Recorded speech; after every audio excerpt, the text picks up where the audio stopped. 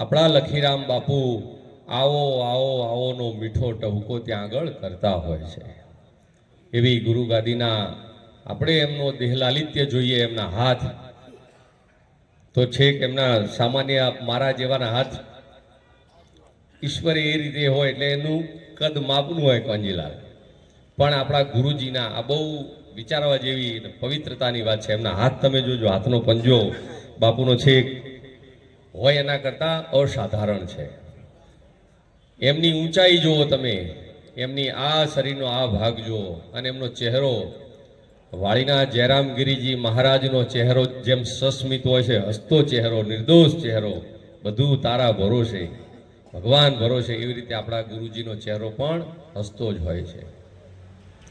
સાથે સાથે એમને ધર્મનું પણ એટલું બધું જ્ઞાન છે. ખૂબ નાની ઉંમર છે. દેત્રોજ ખાતે મારા અહીં વાલજીભાઈ નાથપુરા શિક્ષક બેઠા છે, મારા ભાણાભાઈ.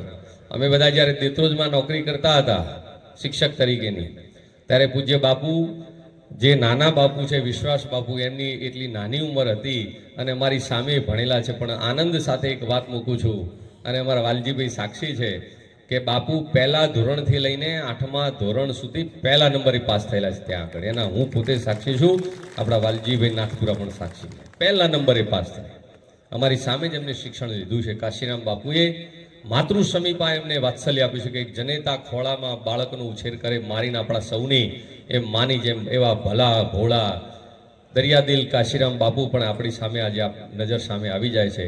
એવા ભોળા બાપુએ એમને લાડ કોડ સાથે પૂરો સ્નેહ આપ્યો છે, અને માથે એવો હાથ મૂક્યો છે કે નખ શીખ ભગવાને આપણા પૂજ્ય લખીરામ બાપુને એટલું બધું તેજસ્વીતા બક્ષી છે, એટલી બધી ઓજસ્વીતા બક્ષી છે, એના આપણે દર્શન કરીએ છીએ. આજે પણ ગોગા મહારાજનો ચેહરમાનો એવો કોલ હશે, અને એ વડવાઓ આપણા બધાય જેને કહેવાય કે વડવાઓ છાંયડી પડી જાય એની મહેક હંમેશા માટે મહેકતી રહેતી હોય છે. ત્યારે એવો કોલ કે આજે પણ એના ઢાંકણા ઢંકાતા નથી હોતા. અને મેં હમણાં શરૂઆતમાં જ બધાને આવકાર્યા, હજુ પણ પાછળ આપણા મહેમાનો, આપણો બધો પરિવાર આવી રહ્યો છે. બેસવા માટેની ખૂબ સુલભ વ્યવસ્થા અહીંયાથી કરવામાં આવેલી છે. આપણે સૌ શાંતિથી બેસીએ.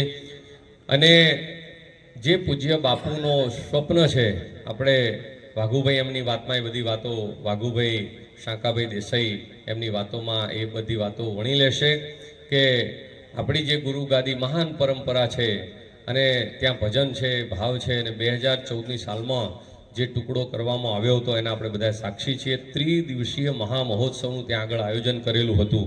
બાપુની ઉંમર ખૂબ નાની એ વખતે હતી, તેમ છતાંય નાની ઉંમરે એમને ચાદર વિધિ, તિલક વિધિ, કાશીરામ બાપુ તો બ્રહ્મલીન થઈ ગયા, અને બ્રહ્મલીન થતાં થતાં એમને જ્યાં આગળ સમાધિષ્ઠ કરવામાં આવ્યા. આજે પણ એમની માળા, એમનું ભજન, કારણ કે સંતનું કદી મૃત્યુ ન હોય. આપણા જેવા સાધારણ મારા જેવા વ્યક્તિનું જન્મ અને મરણનું ચક્કર હોય, સંતનું એની સુવાસ તો એ આ બ્રહ્માંડ જ્યાં સુધી હોય, આભ જ્યાં સુધી હોય, તારા જ્યાં સુધી હોય, સૂરજ જ્યાં સુધી હોય, આ બ્રહ્માંડ હોય ત્યાં સુધી સંતની સુવાસ હંમેશા હોય ને હોય. કદાચ એટલા માટે આભલાને ટેકા નથી ને નથી. ત્યારે પૂજ્ય બાપુની માળાનો બેરખો આજે પણ જ્યાં એમને સમાધિ આપવામાં આવી છે ત્યાં સમાધિ આપવા ત્યાં માળાનો બેરખો બાપુ ફેરવશે. એમના આશીર્વાદ આપણા સૌ પર છે. દેત્રોજ ગુરુ ગાદીના 75 ગામ આપણા રબારી સમાજના, મેં વાત હમણાં કરી એ પ્રમાણે 10 ગામ પાટીદાર સમાજના, આ બધા ઉપર આપણી આ ભગવાન વડવાળાની મેટ સ્વામીની ખૂબ છત્રછાયા અને ભગવાનના અપાર આશીર્વાદ આપવામાં આવેલા છે. સાથે સાથે પૂજ્ય બાપુ શિક્ષિત છે, અને આધુનિક જે આજના જમાનામાં શિક્ષણની ને ટેકનોલોજીની જે સમયની અનિવાર્યતા છે એને પણ સારી રીતે સમજી શકે છે. આજના યુવાનને શિક્ષિત કરવો, ટેકનોલોજીનું પૂરું જ્ઞાન આપવું, એને દિશા બતાવી અને હૂંફ આપી, આ બધી પૂજ્ય બાપુની મંગલ ભાવના રહેલી છે.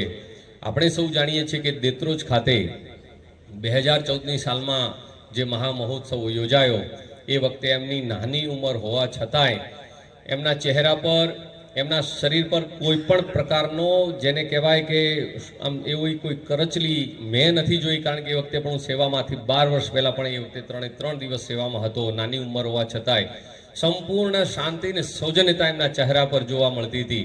જેવી રીતે આજે અને છેલ્લા કેટલાય દિવસોથી જોઈએ છે કે આટલો સરસ આયોજન, અને તો ભગવાન મેટ સ્વામી કે વડવાળા દેવની કૃપાથી બધું મને કે ધર્મસિંહભાઈ બધું સરસ રીતે પાર, અને પરમાત્મા બધું પાર પાડતો હોય છે. શિક્ષણની વાત કરીએ તો પૂજ્ય બાપુ ત્યાં આગળ ડેડાણા ઈશ્વરભાઈ ખાંભલિયા એજ્યુકેશન, ઈશ્વરભાઈ દેસાઈ ખાંભલિયા, એમને આજે મને યાદ કરવાનું મન થાય છે.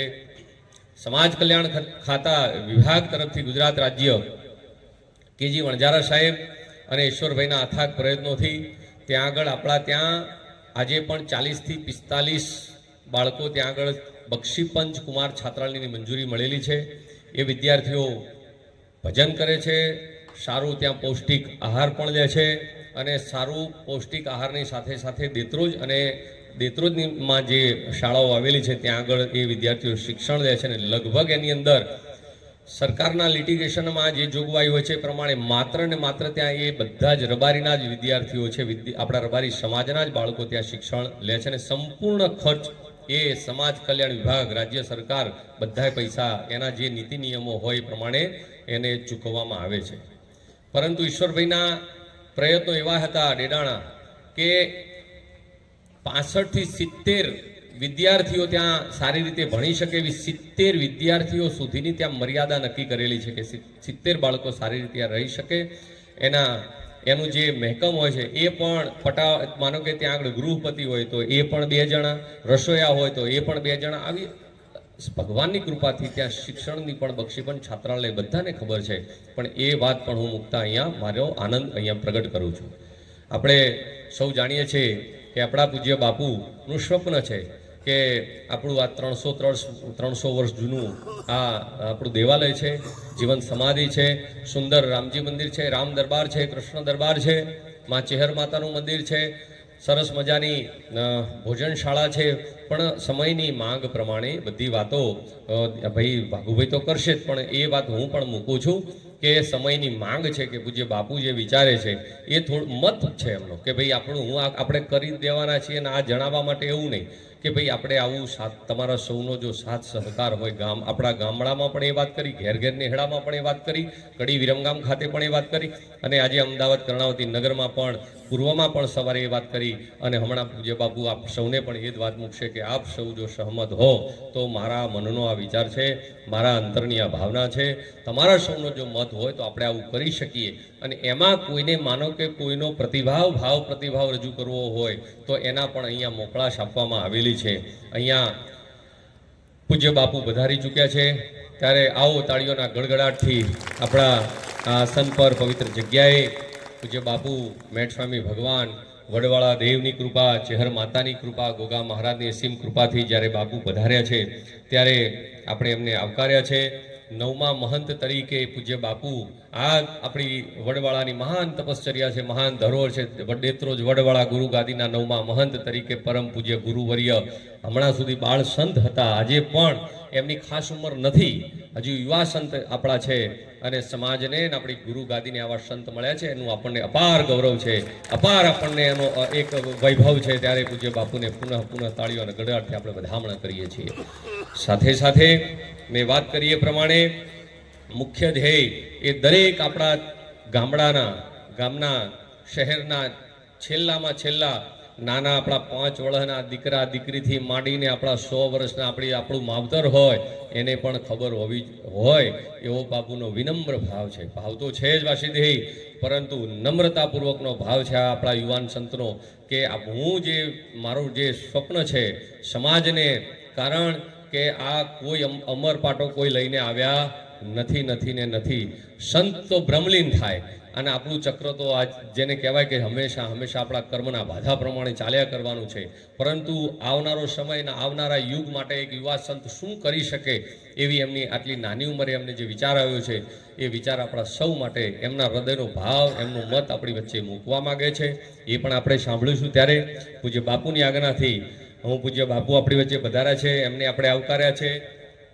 સાથે સાથે આપણા બાળસંત વિશ્વાસ બાપુને પણ તાળીઓના ગડગડાટથી વધામણા કરીએ છીએ. કાશીરામ બાપુએ જેમ સ્નેહ સિંચી સિંચીને માનો પ્રેમ પૂજ્ય બાપુને આપીને આવા એમને તેજોમય બનાવે છે, એવો જ અધિકાર, એવો જ અહોભાવ, એવો જ ભાવ વિશ્વાસ બાપુને પણ પૂજ્ય બાપુની છત્રછાયા મળી છે. એવા બાળ સંત વિશ્વાસ બાપુના ચરણે પણ કોટી કોટી વંદન કરી છે. બાળ જોઈ જે રીઝે રીઝે બાળ જોઈ જેને સ્નેહલ સુરત વત્સલ અમુરત કોટી કોટી વંદન, અને આપણે એમને વંદન કરીએ છીએ. આપણા વિશ્વાસ બાપુ આપણે સૌ જાણીએ છીએ કે ભારત દેશના યશસ્વી વડાપ્રધાન શ્રી નરેન્દ્રભાઈ મોદી સાહેબ જે સંસ્થાના ટ્રસ્ટી છે, જેમનું વિશેષ જેમની જવાબદેહીતા છે, એવી સંસ્કાર વિદ્યાલય છે મણિપુર ગોધાવી પાસે, ત્યાં વિશ્વાસ બાપુ પોતાના જીવનનું ઘડતર કરી રહ્યા છે. એમનો અભ્યાસકાળ સનાતન ધર્મની સાથે સાથે વૈદિક પૌરાણિક સાથે સાથે ત્યાં આગળ સર્વાંગી રીતે તેઓ શિક્ષણ મેળવી રહ્યા છે. એવા પૂજ્ય બાપુના ચરણે કરબદ્ધ પ્રણામ કરીએ છીએ. એવા જ આપણી સાથે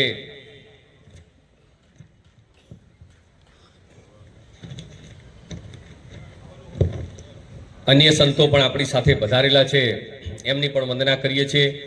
આપણા ગામડાઓમાં આપણે સૌએ જાણ્યા હશે કે આપણા ભાઈઓ અને આપણા વડીલો અહીંયા રહેતા હોય છે કે ભાઈ ગામડે ગામડે પૂજ્ય બાપુ આવ્યા હતા. એમનો એક એવો વિચાર હતો કે શહેરનો ટ્રાફિક, શહેરમાં ઘણું બધા વિકાસના કામો થતા હોય છે, ઘણા બધા બ્રિજ બનતા હોય છે, કે એક જ જગ્યાએ આખા ગુરુગાદીના બધા જ આપણા ભાઈઓને ભેગા નહીં કરવાના, અને એમાં થોડીક વ્યવસ્થામાં સારી સાનુકૂળતા જળવાય એટલા માટે સવારે 10:30 થી 11ની વચ્ચે નદીની પેલી બાજુ આખો આપણો ગુરુદ્વારાના આપણા ભાઈઓને પરિવારને ત્યાં બોલાવ્યા, અને સાંજના ટાઈમે અહીંયા આપણને બધાને મળીને પોતાનો મત મૂકવા માટેનો એક એમનો પ્રયાસ છે. એક જગ્યાએ બધાને, કારણ કે અગવડો પડે છે, વસ્ત્રાલથી અહીંયા આવવાનું હોય અથવા તો કોઈ એવી જગ્યા રાખીએ ટ્રાફિક હાથે વગેરે બધી બાબતોને ધ્યાનમાં રાખીને પૂજ્ય બાપુએ આપણને બધાને જ્યારે અહીંયા એમના દર્શન આપ્યા છે, ત્યારે આપણી વચ્ચે પૂજ્ય નારાયણદાસજી મહારાજ પણ અહીંયા ઉપસ્થિત છે, એમને પણ નમન કરીએ છીએ. સાથે સાથે વિનોદરામજી મહારાજ પણ ઉપસ્થિત છે. આ સભા, આ પવિત્ર સભા એમને નમન કરે છે.